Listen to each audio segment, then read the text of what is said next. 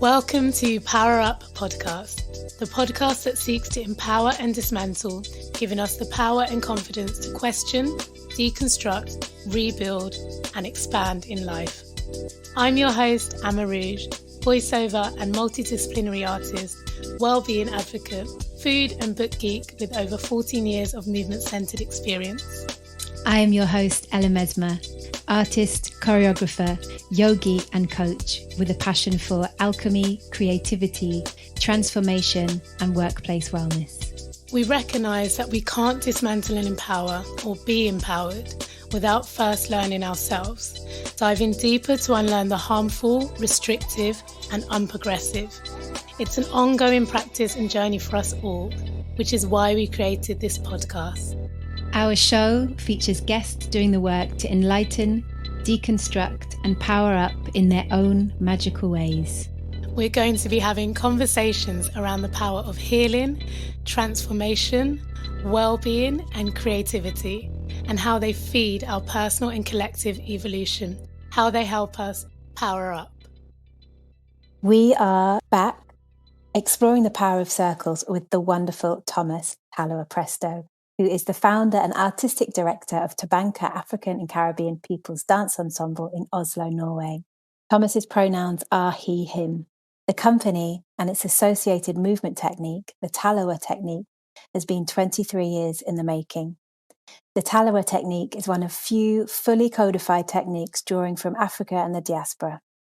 Tabanka Dance Ensemble is Northern Europe's largest full-time black dance company, and the company works outside of the Western canon of art production, creating highly kinetic contemporary work drawing from African, Caribbean, and Diasporan movement practices. The company's and technique slogan and core principle is ancient power, modern use. I love that so much. Such a joy to have you in the space with us. Thank you so much for joining us, Thomas. Thank you for having me. And this is really cool for me as well, Thomas, because I haven't seen you for many, many years.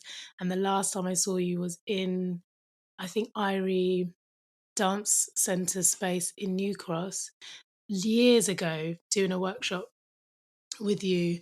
I don't even know how many years. So it's actually a really lovely full circle moment to have you as a guest on our podcast.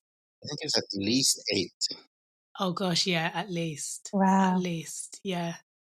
Amazing. So it's lovely to be reigniting the connection and to have you sharing your wisdom and knowledge and learnings with our listeners and with us on the show. So yeah, really happy about this. Thank you for making it happen. And I love that you've come full circle and we're talking about the power of circles today. Yes. So brilliant. So brilliant. I love it. I didn't even think about that.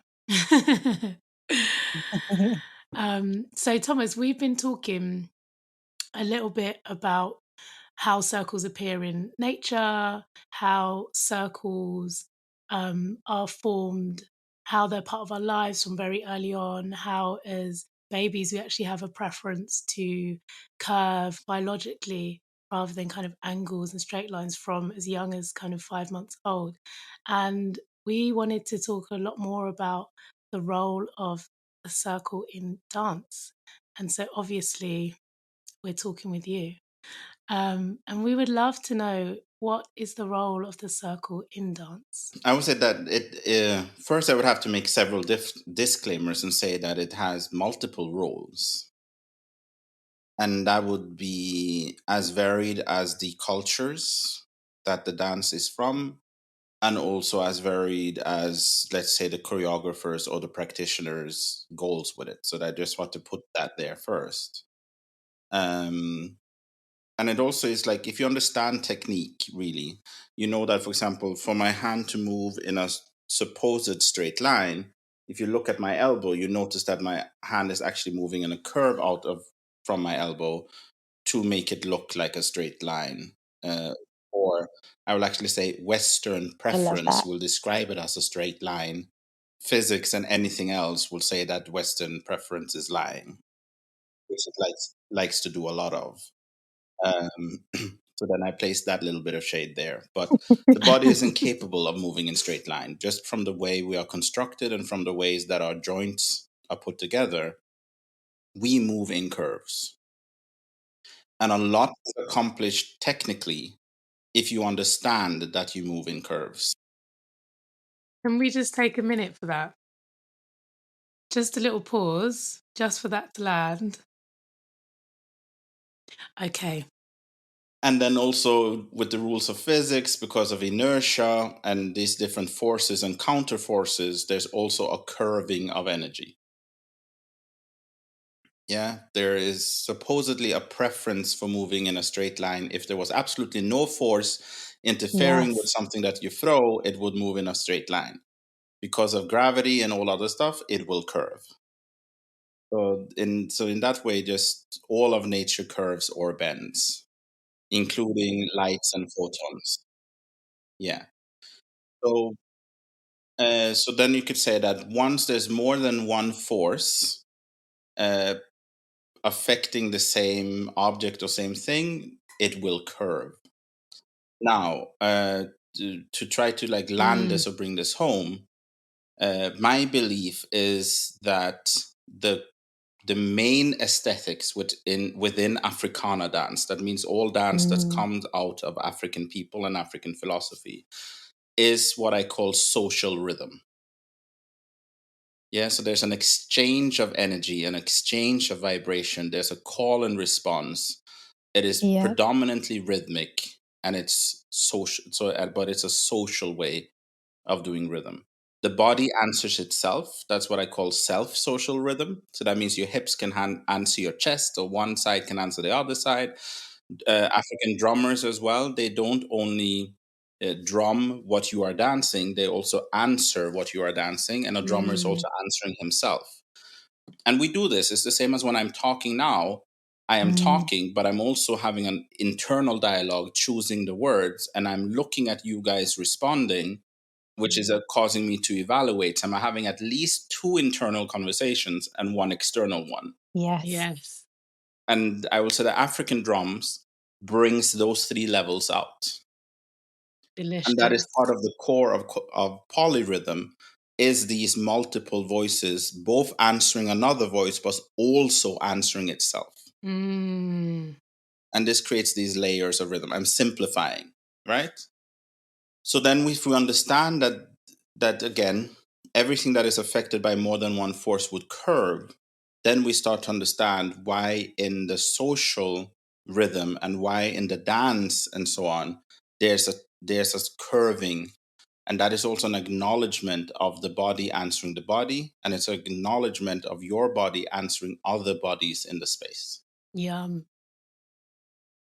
Honestly, every time I listen to you, Thomas, my mind is blown. And at the same time, it's like, this all makes so much sense. And why can't I have these conversations on a daily? Because, yes. And this is why I love all these dance forms, and this is why I love percussion, and this is why it does this to me, and this is why it's like, yes, yes, yes, yes, yes, yes, yes. Mm. And then the circle as organization form, let's call it that. I would say, again, on the same line, and speaking now predominantly about Africana dance, because that's what I study and what I look into. There is a very strong use for what is called radial space, right? Space that kind of radiates out. So if I was holding a lecture, or if I kind of start to speak in a room, you would most often organize yourself in a kind of a semicircle around me. Mm. And it's just a way, and you can notice very quickly hierarchy or importance in a room by seeing who is organizing the space in a radial organization around them. Mm. And that Wow. links back Yeah. to what we were talking about in the previous episode about that particular Adinkra symbol, which is there's a particular symbol which is a circle, and it represents leadership. And we were talking about, the ideas, kind of, I guess, the Western idea of leadership, and now it's often not a circle, it's like a pyramid or a triangle. And what you've just said speaks so eloquently to that symbol of leadership being a circle. Exactly. And it's interesting because this semicircle does several things.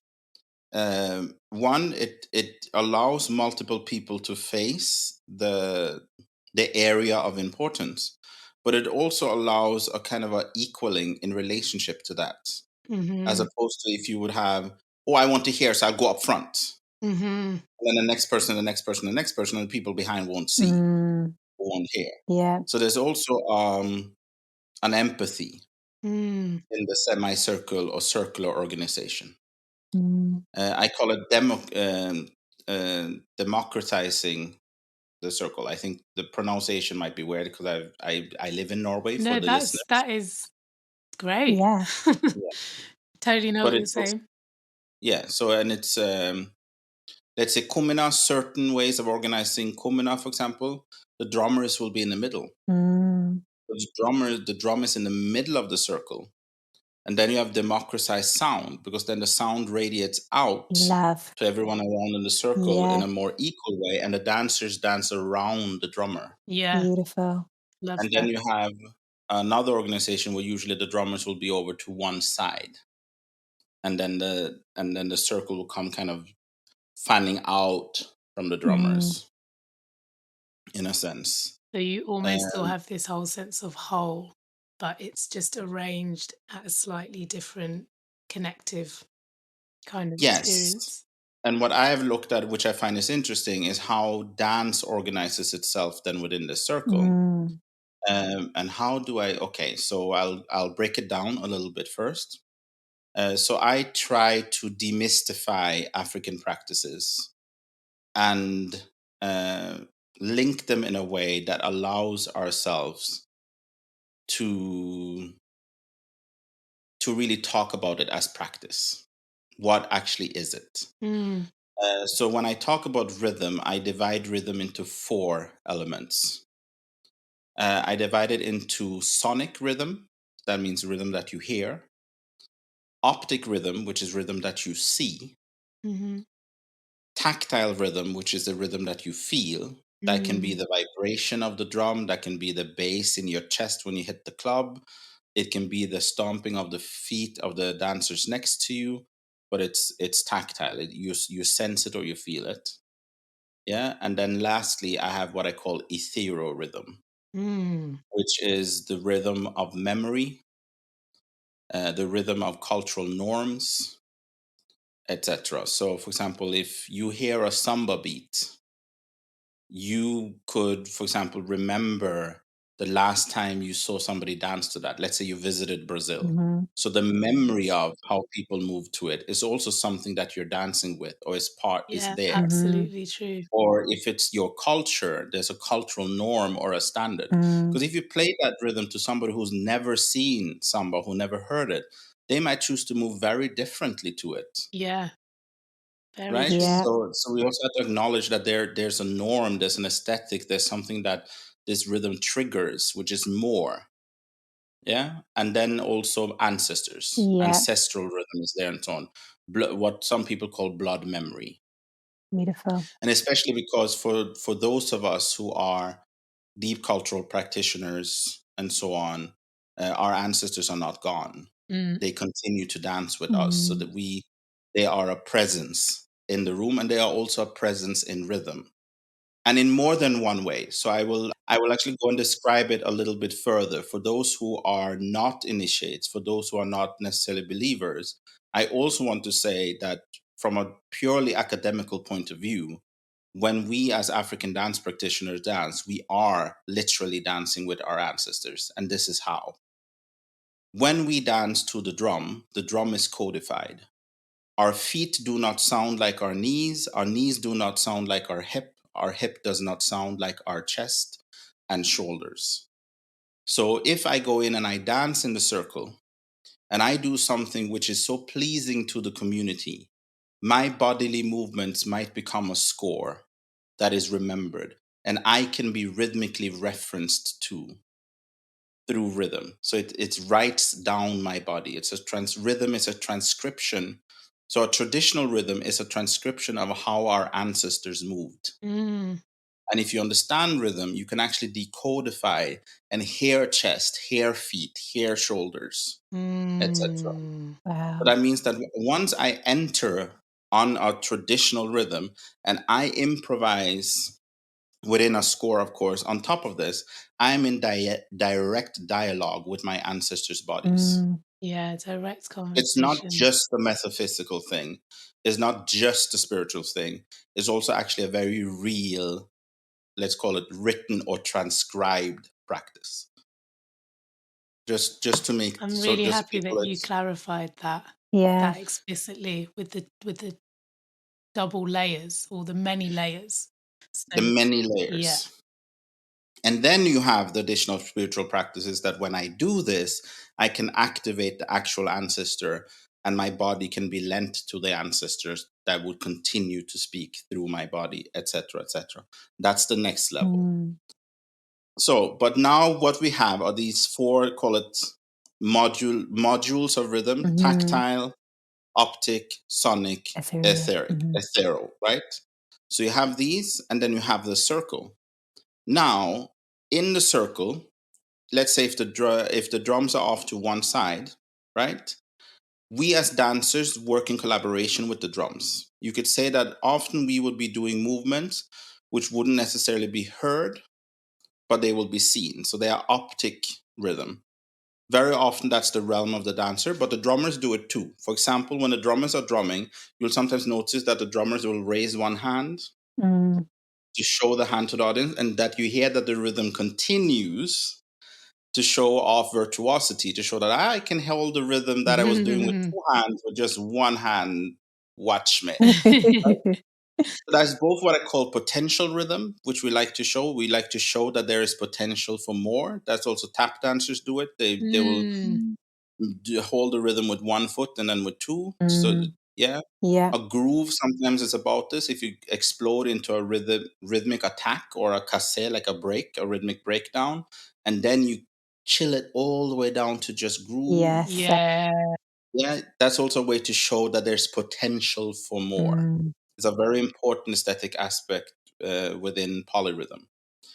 But yeah, so you have this. So the drummers very often translate optic rhythm to sonic rhythm, right? Once there's sonic rhythm, and also that all intertwines with tactile rhythm. So there are multiple things that goes on here. Let's say the drummers are off to the right. That means that everyone who's close to the drum will be sonically privileged, right? You will very often then notice that the dancers will organize themselves more to the other side of the circle, optically privileging that side. Yes. And also the dancers will be dispersing the tactile rhythm, the stomping of their feet and so on will often be directed towards the sides and towards the back, so that the people there will be able to feel the rhythm and so on. So everybody is getting these layers of rhythm and you're intertwining these layers of rhythm. Often dancers signal each other through tactile rhythm. So a lead dancer will, for example, stomp a foot a little bit harder to signal that we're making a change. It's similar to how the drummer would make a call, but we as dancers do this. This also allows us to organize ourselves in space. Once you get used to people, like my dancer Luciano and Joel, I can point directly to them in the room at almost any given time in a choreography because I know how they feel in the ground. Amazing. Then I also know where are they in relationship to me. But we also signal when the drumming is live and the dancing is live, and it's polymetric, meaning the time signals, it swings. So it's not like we're keeping the same beat. We don't do counts in the same way. So I also have to know if the lead dancer is behind me. How do I know if he's going to attack the next move so that I can be with him? I know through tactile rhythm. I feel him in the floor. And if his foot comes down hard and sharp, oh, I know that kick and spin is going to be hard and soft and sharp. I'm going to need to like whip myself around that thing because he got excited. The audience said something. I don't know. There was a pretty gal somewhere. Something just got this man's blood up and he is going to run me for the next section, right? But you have to know this. And these, like I said, that's why I said it's important to understand these layers of rhythm because this is how we're communicating. But also as a choreographer, this is also what I am choreographing. Yeah. Yeah. I have to think about how is the audience feeling the rhythm in their body, especially in Black dance forms. We know this. We even know this from the club. Mm. Do you think it's a successful evening if you never felt the bass? Like, let's be honest about it. If you only did a two-step the whole night. No. Exactly. So you want to feel the bass. Yeah. Do we think about this once our dance forms enters this art stage?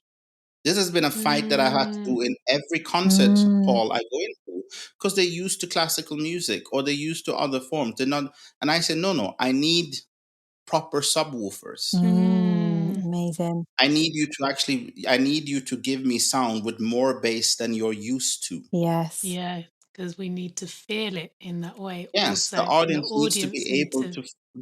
Exactly. The audience needs to be able to feel it. And so do the dancers. Yeah.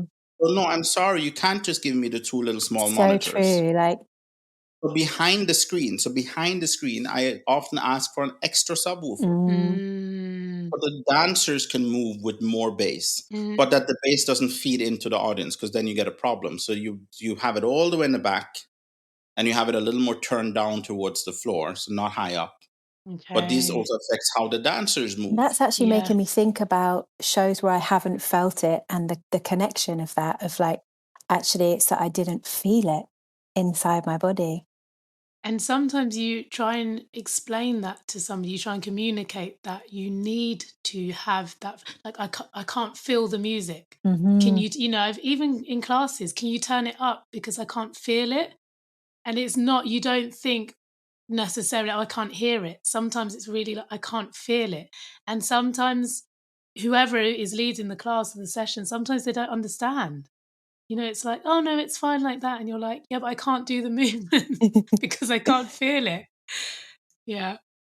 Yeah, and tactile rhythm is a bigger part of African aesthetics than we give it credit for. And that's why I think it's really important to develop a language. And that's why my doctor is about developing this language, so that we can talk about this as a practice. Yes, it's so necessary. Amazing. And it's also, it goes further than this. It also goes to swing quality. I get annoyed with the swing quality thing, because even sometimes in pre-recorded music, that is metric, meaning the downbeat comes at exactly the same point every time, and so on. Well, then it doesn't swing metrically. So what is then swing quality, and how can I still dance with swing quality? And I want to, and actually tomorrow I'm having a deeper conversation with Sylvanus Kuvor, which is Ghanaian Ewe master drummer, who's linked to the British space because he did his doctorate in Britain, but he's now Amazing. professor at the University of Ghana. So we're going to have a Wow. rhythmic Awesome. Oh my But gosh. Are one we of the going to get things, to hear this discussion, Thomas? Is this going to be like live somewhere or recorded somewhere? Or is this just personally for you two? Asking for purely selfish reasons. it's a check, it's a corrector for me. I have certain theories and I have certain things I want to run by him to see what comes out of it. And then Okay. hopefully the results will definitely be shared. Amazing. Awesome. I just don't like to come out with wrong information. Yeah, absolutely understand. But part of one of my theories, which I have more or less confirmed, is that swing quality can also be achieved, or I believe that it actually more or less is, the alteration between tactile and sonic rhythm. Wow. Oh, wow. And what I mean with this is that if you dance sonic rhythm, that means you dance like the sound. That means that you will have very quick, sharp movements because you're trying to catch the sound as it comes, right? Yeah. And as it hits you. Now, if you dance the vibration, the vibration of the sound is more on the back Slightly end, lagged. right? But both the dancer who's dancing the vibration, and I've been in companies with deaf dancers who are extremely rhythmical and also often have better timing than us in the black sense of timing. And the black sense of timing is being in the pocket. Now, what is in the pocket? The pocket is the middle of the sound to the end. Love It's this. not to hit the front of it. Hitting the front of it raises your shoulders and gives you a sense of stress. Yeah, and makes your breath more shallow, right? yes, and watching a dancer who's on the sound on the front of it all the time exhaust you. And I'm sorry to, like, for me, they look like, when you walk a dog and the dog just insists on choking himself because he has to be up front. And you're Yes. like, could you please relax? For me, a dancer that is on that, as soon as the song comes, you're on.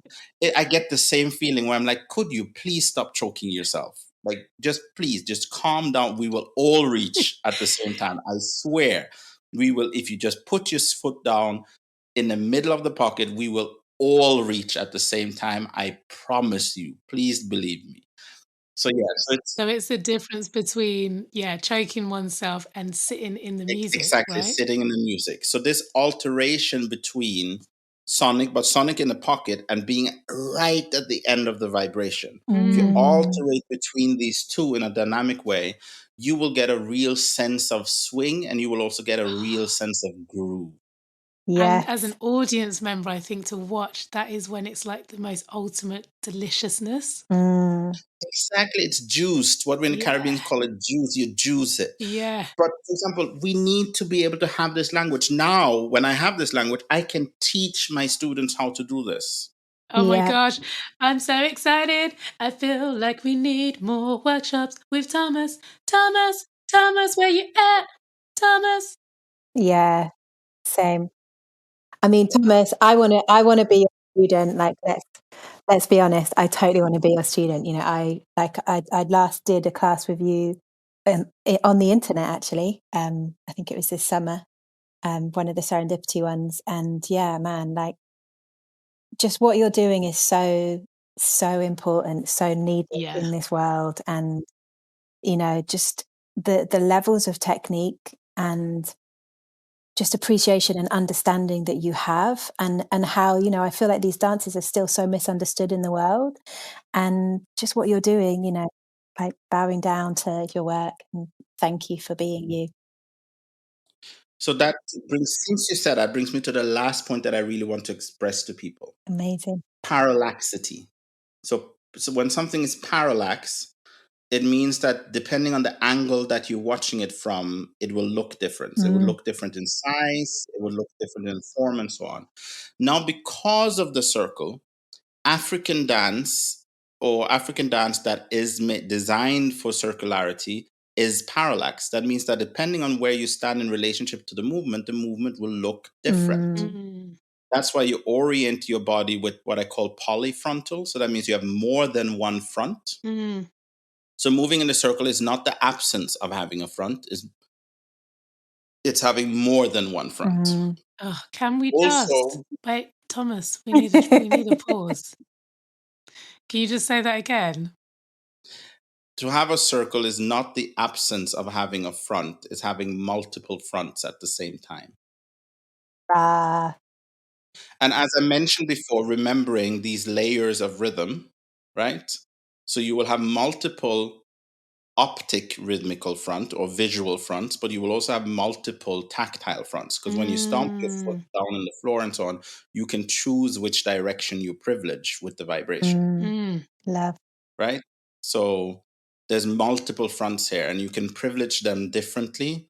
And there's also a dimensionality that is created when you have a sonic front, an optic front, and so on, and you alternate these different types of fronts as well. And this is how the texture of Africana performance is built, by alternating these levels of rhythm and also sending or shifting the fronts of the various levels of rhythm. So this is the complexity. And we have to, so this whole YouTube appropriation thing, this is why you are so far away from being able to really culturally appropriate. Yes, I also have a discussion with cultural appropriation. A lot of people, I will not give them the credit of culturally appropriating, because culturally appropriating means that you're actually able to create the thing. Yeah. There's another word that we should be using a lot more, which is cultural arrogation. Cultural arrogation is taking without justification. And the thing is that you cannot justify to me, if I ask you by any aesthetic criteria, are you doing calypso, for example? And the YouTuber or the person who went on YouTube and took some calypso moves will not be able to justify to me that they're actually doing Yeah. calypso, Yeah. right?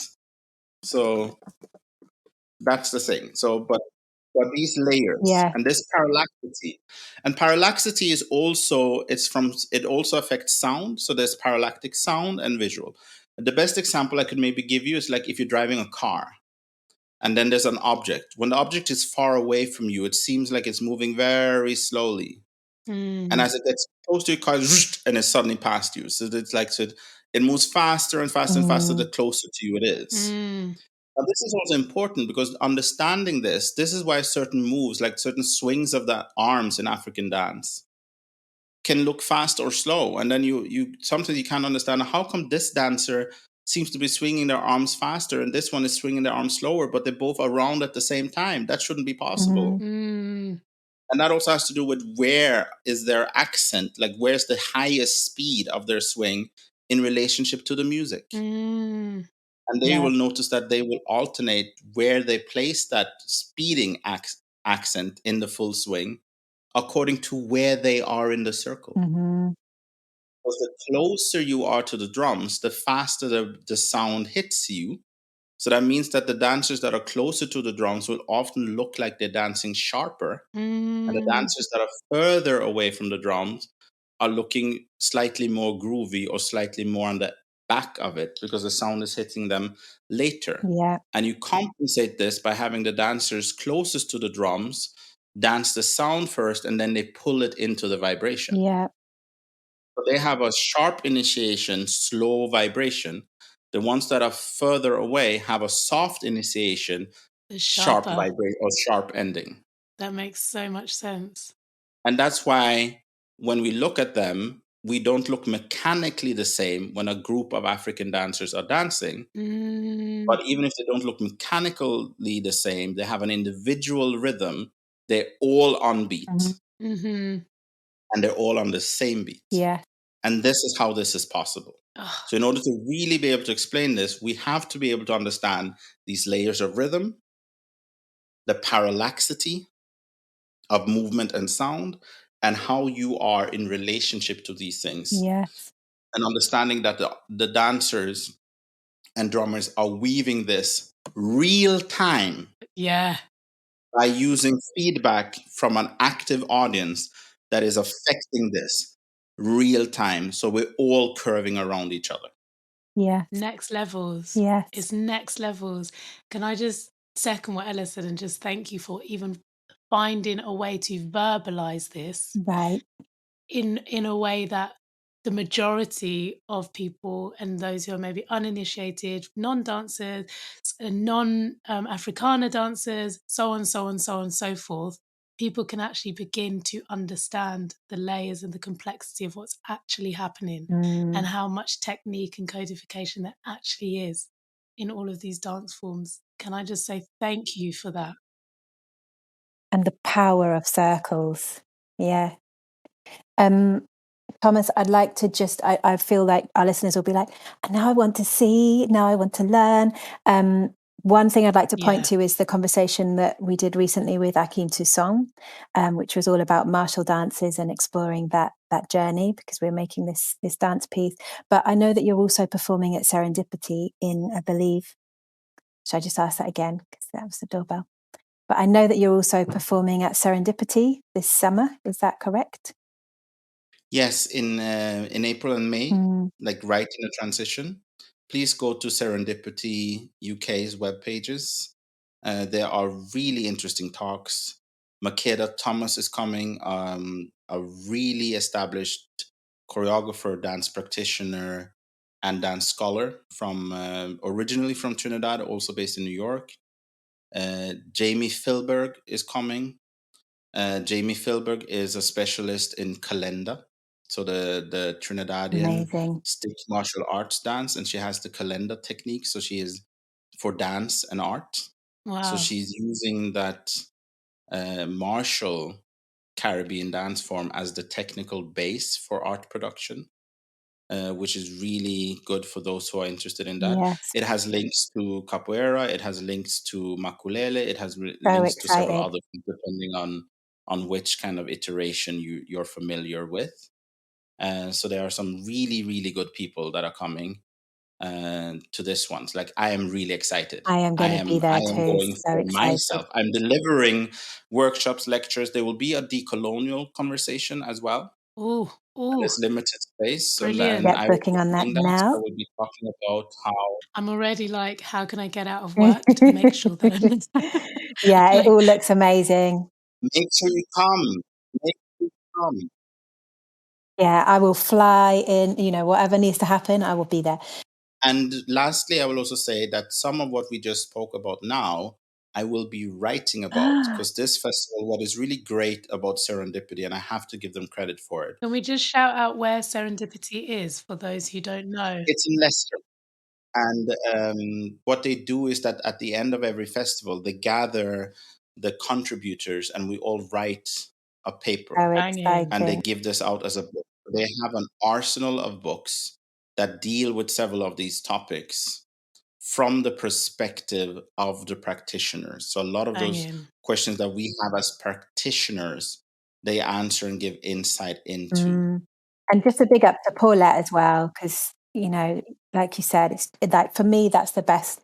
It's probably the one festival every year that I'm like, no, I'm going, like, whether I'll be there for the whole thing or not. But it's just an incredible festival. And it's gotten a focus on technique, and also people who bridge, for example, deep cultural practices, who bridge spiritual practices and art production of really high quality. I will say that the festival has started to bring a lot of people who do that, like John Guy Santos, who's Yes. a voodoo initiate and runs a Haitian dance company that does absolutely stunning work, stunning stage work. And the link between voodoo and the stage work is so clear, and it's so deeply rooted. So, and also the Barbara, who's the Barbara Ramos.